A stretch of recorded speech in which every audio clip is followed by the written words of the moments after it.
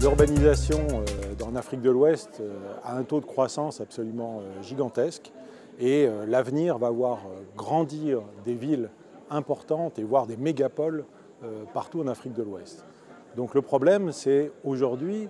de faire une ville de demain qui soit respectueuse de la santé. Il faut savoir tenir compte de toutes les mauvaises expériences du passé pour construire un urbanisme et une vie qui protègent la santé.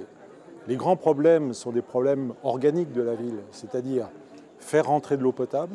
évacuer les déchets, évacuer les eaux usées le plus vite possible et le plus loin possible, ne pas contaminer les zones d'agriculture alentour pour ramener des aliments contaminés par les eaux usées. Et puis, il y a toute une série de nouveaux risques modernes qui sont liés notamment au trafic automobile avec la pollution de l'air intérieur aussi à l'intérieur des bâtiments par des matériaux nouveaux, par aussi la combustion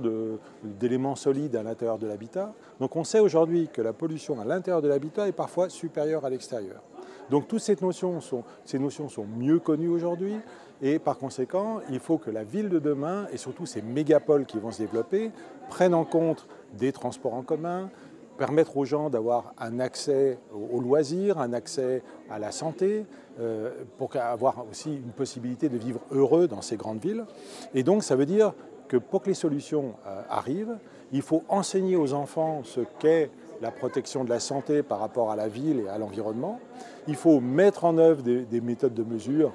pour pouvoir mieux connaître le développement de ces problèmes de pollution. Et puis, derrière tout ça, ça veut dire qu'il faut associer les décideurs, les urbanistes, les ingénieurs, les architectes avec des professionnels de la santé pour toujours penser à chaque nouveau développement d'associer le problème de santé à tout ce qui peut arriver, tout ce qui peut se construire.